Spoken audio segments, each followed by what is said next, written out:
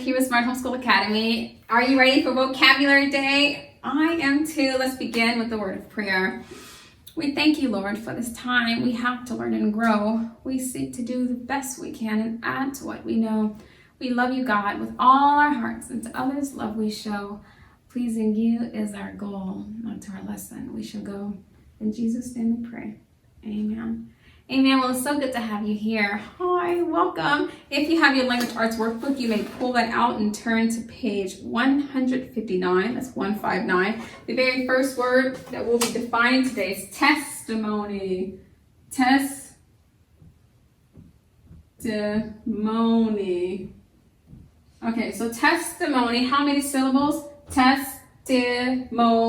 Can you hear all four come through? All four syllables. So you'll want to break up this double consonant, the ST. And between I and M is a second syllable. Mo. Between the O and N. So let's see if I can rewrite this. So you can easily see the central dot. The central dot goes after the O, mo, and then ni. So testimony. And the I in the second syllable doesn't come through as a long vowel sound as you may expect if you've been doing the syllabary review. It comes through as a schwad sound, testimony, even almost a U sound, testimony, because most of the accent and stress is placed on that mo, testimony. Whenever you're saying the word testimony, mo is the word most of the emphasis is placed. And even ni is where another accent is as well, testimony. Okay, let's go ahead and find this word in our dictionary. Let's see here. We've been using our Merriam-Webster's. I really like it. It's done the job very well. Now we're going to locate the T's in the dictionary. If you have your own dictionary, you may do this at this time, or you do not have your children's dictionary, there's a glossary in the back of the book that I think will work out nicely. So we've gone to the T's, and after T we have T-E, T-E-S-T, and we're looking for this word right here, testimony. And it's testimony. Correct pronunciation is there in the forward and backward slash. It's a noun, and it means a statement made by a witness under oath, especially in a court. A statement made by a witness. Wow. A statement made by a witness. Do you have you ever had to testify about someone's actions?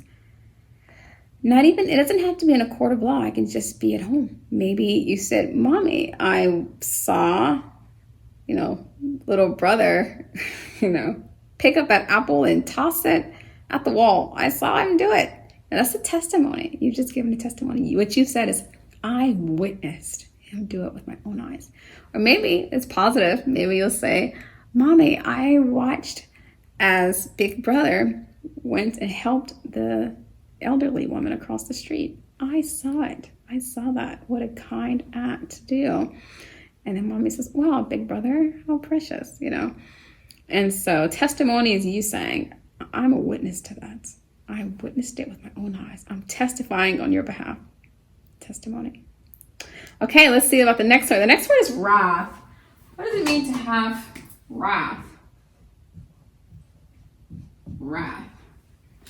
Now, wrath is a single syllable word, wrath. And the W is silent. You're going to learn about silent letters very soon in your reading and orthography class. So hold on tightly to that. But the word you basically begin sounding out starting with the R, or wrath. Let's go ahead and find out what wrath is according to our dictionary. You can go ahead and locate the W's. And after W, you can find WR, WRA, WRATH. Pronunciation is there. W is silent. And it's a noun, and it means violent anger or rage. Wrath. So, have you ever been really angry? Probably. Have you ever had great wrath? Probably not. Wrath is when someone is not just angry, but they're violently angry. It's just like, to experience wrath would be really frightening. And so there's a time and place for wrath, and there's a time and place for favor. So we as humans, we get to experience all elements of those emotions, perhaps with one another. Unfortunately, sometimes we can experience wrath from other people. But another place where you could learn about wrath is in the Bible. And there are times when God, in his righteous anger, has expressed wrath on creation to sort of get them back into compliance. And that's perfectly acceptable and understandable, considering he's the creator. And last I checked, the creator can sort of do those things. And so yeah, wrath is a violent anger. It's when things usually get destroyed in the process. So that's wrath. All right, moving on to something else. What about feign? What does it mean to feign? She feigned her sickness. Feign. F-E-I-G-N. Feign. Now that E-I-G, that makes the long A sound. A. And really, the E-I makes the long A sound. The G is just silent. Feign, F-E-I, E-I makes the A sound, and G is silent. Feign, F-E-I-G-N. What does it mean to feign something? Let's see. Okay, we have feign here. We'll just go into the F's and locate F-E. We have F-E. Then after you get to F-E, you want to go to F-E-I. So F-E, F-E-E, F-E-I. Good. Feign. Correct pronunciation is there. It means to pretend. To pretend. She feigned her sickness, or you can say, I feigned being sad so that I can get a cookie from mommy. Yikes. Or, I feigned to be an actor, or pretended, or something like that. Somehow, something you are doing to pretend, and it's usually based on pretense, and it's typically not necessarily good. It's not necessarily like, I'm just pretending, We don't usually use the word feign when someone's just having lighthearted fun, pretend. Usually when the word feign comes in, it's when someone's trying to be deceptive. Yeah. It's like, in the verse that's used in the exercise on the worksheet is, I pray thee, feign yourself to be a mourner. It's like pretend to be a mourner, pretend that you're in this deep distress. And in reality, the person was not a mourner, if you read the passage that script is referencing. So feign just means to pretend, and it's usually based on deception. And we've learned about deception, haven't we? We have. So feigning, what do you think God feels about feigning? Probably not so. He's probably not pleased with people feigning to be or to do something that doesn't fully represent them at that time. Okay, the last word for today is eschew. Eschew. I pronounce that C-H. Eschew. Let's write it on the board. The word is eschew. That's E-S. And then chew. C-H-E-W. How many syllables do you think? Eschew. 2 syllables. The syllable the dividing line of the central dot goes between S and chew. E-S is how you spell S. Chew is C-H-E-W. Let's find out what eschew means. You can locate it in your glossary. I couldn't find it in the dictionary. But if you go to the glossary inside the workbook, you'll find eschew, avoid, to flee from.